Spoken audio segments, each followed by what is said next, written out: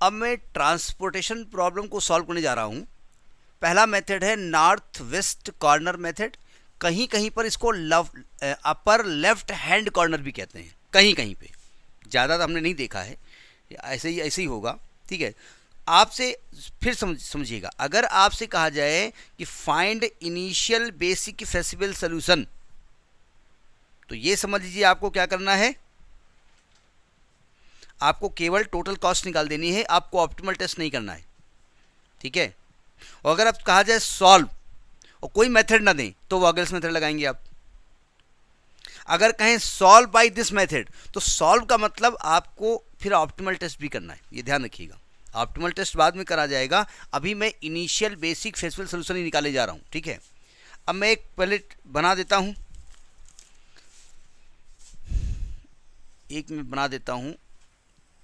एक table corner बनाए, क्योंकि हमको टेबल बार बार रब करनी पड़ेगी।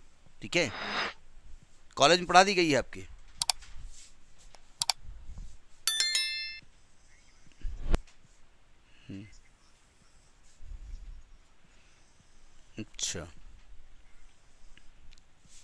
अच्छा, वो टेबल एक ही टेबल काट पीट करते रहते थे कि चेंज करते थे टेबल बार बार? नहीं, एक टेबल में करेंगे तो बहुत गंदगी हो जाती है ना। वो समझाने के लिए तो ठीक है, हम तो पूरा मेथड बताएंगे। मेथड क्या है भाई, आप तो एक टेबल में काट कर रहे हो, ये कर रहे हो, क्रॉस कर रहे हो, ये कर रहे हो, कटिंग कर रहे हो, जीरो लिख रहे हो, तो कितना गंदा हो जाएगा वो।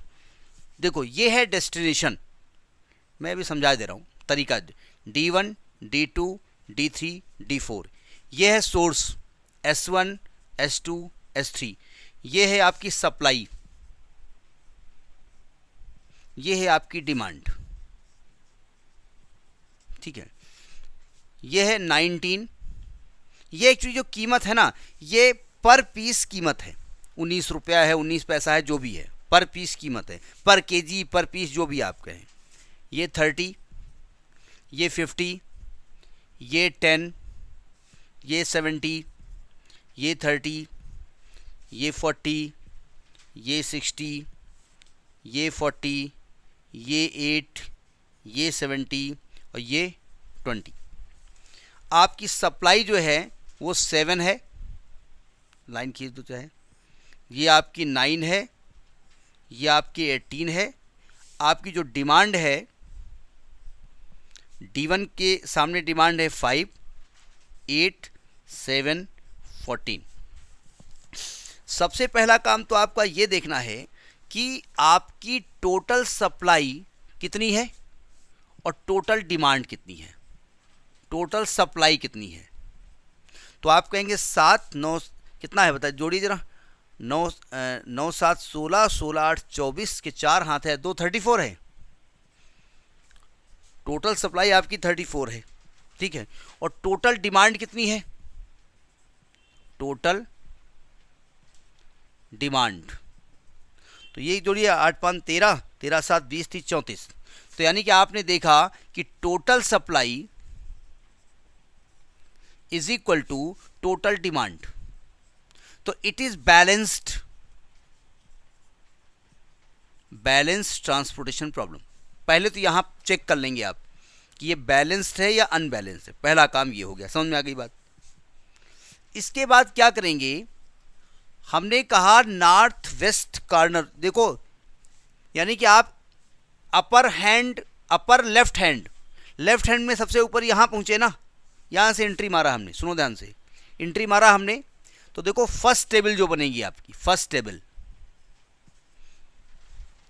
यही बनी हुई है। ठीक है, हम पहुंचे यहां पर, पहली दुकान, यहां पहुंचे तो यहां सप्लाई कितने की है, 7 है ना, और डिमांड कितने की है, 5। तो आप क्या करेंगे, 7 लेंगे कि 5 लेंगे? तो आप यहां अपनी जो, नहीं हम काटेंगे नहीं, काट पीट बहुत गंदा होता है। ठीक है, आप यहां पर क्या करेंगे, यहां 5 ले लेंगे, ब्रैकेट में लिख देंगे। ठीक है, ये लोकेट हो गई। ठीक है, इसके बाद आपकी सेकेंड टेबल बनेगी। अब पहली टेबल ये बनी हुई है, अब सेकेंड टेबल बनाइए आप। हम बना रहे हैं अलग अलग टेबल, आप भी अलग अलग बनाएंगे। ठीक है, और लेकिन हम इसको रब नहीं करेंगे हम, क्योंकि हमको इसी में एलोकेट करना है ना। तो अब देखो कौन हट जाएगा, D1 हट जाएगा, D2 आएगा, D3 आएगा, S1 आएगा, S2 आएगा, S3 आएगा, S1 आएगा, S2 आएगा, S3 आएगा, D2 आएगा, D3 आएगा, D4 आएगा। ठीक है, डिमांड देखिए, डिमांड और सप्लाई, डिमांड कितने की, अब देखो S1 में सप्लाई थी 7 की, जिसमें 5 आप ले चुके हैं, तो यहां सप्लाई 2 की है, और ये 9 है, ये 18 है, मतलब यहां 34 लिख दीजिएगा टोटल, यहां टोटल होता है इधर का सम इधर का सम, टोटल यहां लिख दिया जाता है। ठीक है, नहीं होगा तब देखा जाएगा, अनबैलेंस होगी। D2 में जब लिखेंगे तो यहाँ 30 आएगा, यहाँ 30 है, यहाँ 8 है, यहाँ 50 है, यहाँ 40 है, यहाँ 70 है, यहाँ 10 है, यहाँ 60 है, यहाँ 20 है। डिमांड देखिए, ये डिमांड तो है नहीं, यहाँ 8 की डिमांड है, यहाँ 7 की है, यहाँ 14 की है। अब इस सम न लिखिएगा, वो तो बैलेंस चली रही है। सम इक्वल पहली बार देखा जाता है कि बैलेंस है कि अनबैलेंस्ड है। ठीक है, अब हमने क्या किया, सुनो ध्यान से, इसके बाद एंट्री नीचे नहीं जाएंगे, आगे बढ़ेंगे, आगे बढ़े, आगे कौन मिला, अभी हमारे पास सप्लाई बाकी है, या यूं कहिए फिर ये किनारा यही मिला, यही हमारे कॉर्नर यही तो मिलेगा पहले।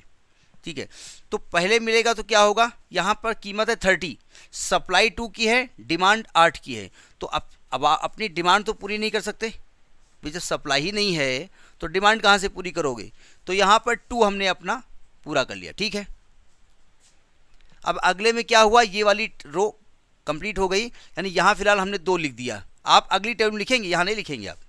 ठीक है, बाद में फाइनल टेबल बनानी पड़ेगी आपको। इसके बाद थर्ड टेबल बनेगी, हम फिलहाल इसी बनाते रहेंगे क्योंकि हमारे पास जगह की कमी है, और अगर रब कर दिया तो फिर दोबारा हम लाएंगे कहाँ से, थर्ड टेबल, ये सेकेंड थी, अब थर्ड टेबल आएगी। थर्ड टेबल में क्या हुआ, देखो इधर सप्लाई खत्म हो चुकी है ये, और D1 तो पहले से खत्म था, तो अब आप करेंगे क्या, S2 लिखेंगे और S3 लिखेंगे, और यहाँ पर अभी D2 बाकी है, यहाँ D2 लिखेंगे, D3 लिखेंगे, D4 लिखेंगे, यहाँ D2 लिखेंगे, D3 लिखेंगे, D4 लिखेंगे, यहाँ पर S2 लिखेंगे, यहाँ पर S3 लिखेंगे, यहाँ सप्लाई लिखेंगे, यहाँ डिमांड लिखेंगे। अब देखो D2 S2 यानी यहाँ पर 30 40 60 8 देख लिए कहीं गलती ना हो, 70 20, यहाँ पर सप्लाई है 9 की, यहाँ पर सप्लाई है 18 की, यहाँ डिमांड देखिए, डिमांड 6 की है ना, और यहाँ 7 की है, यहाँ 14 की है। गलती नहीं है, इसके लिए ज़रूरी है कि ये सम चेक करते जाइएगा कि भाई सम ठीक है कि कहीं उल्टा सीधा तो नहीं है। अब आपको 30 मिलेगा पहले। देखो वैसे भी सुनो ध्यान से, आपको ऐसे पूरा करना है, फिर नीचे उतर आना, फिर ऐसे चलना, फिर ऐसे उतर आना, ये ध्यान रखिएगा। ठीक है, लेकिन टेबल अलग अलग बनेगी, ये ध्यान रखिएगा। आपकी कॉपी आपके टीचर चेक करते हैं बाहर जाती है, हाँ तो आप अलग अलग बना, मतलब बाहर जाती है ना, मतलब आपके कॉलेज का टीचर नहीं चेक करता है ना, दूसरा चेक करता है। नहीं, जैसे लखनऊ में एक कॉलेज था, नेशनल पीजी कॉलेज, अच्छा कॉलेज है, वो एक ऑटोनोमस बॉडी है। तो एक बच्चा मुझसे पढ़ता था वहाँ का, तो उन्होंने कहा, टीचर ने कहा ऐसा कि हम ही पेपर बनाएंगे, तो अपने हिसाब से सिलेबस पढ़ाते थे, जो चाहा तो छोड़ा, जो चाहा वो पढ़ाया, क्योंकि वही ऑटोनोमस बॉडी है, हम ही बनाएंगे पेपर, हम ही चेक करेंगे। आप टेबल, चूँकि ज़्यादा सिंपल सी बात है, आप बार बार काट पीट करेंगे उसमें तो बहुत गंदा हो जाएगा। ठीक है, अगर आपके टीचर ने कहा है आप काटो पीटो तो काटो पीटो, ठीक है, लेकिन मैं चाहता हूँ टेबल अलग अलग बनाइए आप। ठीक है, अब सुनो ध्यान से, अब आप यहाँ पे आओ 30 पे। 30 पे आपका सप्लाई 9 की है, डिमांड 6 की है, तो किसको पूरी करेंगे, डिमांड पूरी करेंगे ना। तो यहाँ पर 30 में मैंने 6 का सप्लाई कर दिया, मतलब डिमांड पूरी कर लिया, यानी 6 हो गया, तो ये वाला पूरा कॉलम ख़त्म हो गया।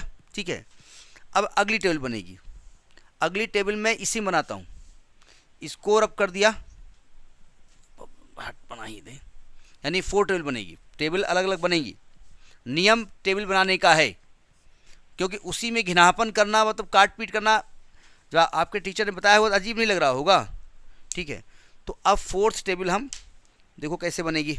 अब फोर्थ टेबल में आपको साफ साफ दिख रहा है कि आपका D2 खत्म हो गया है ना, S2 नहीं खत्म हुआ है, तो क्या होगा, D2 खत्म हो गया है तो D3 होगा, D4 होगा और S2 होगा और S3 होगा।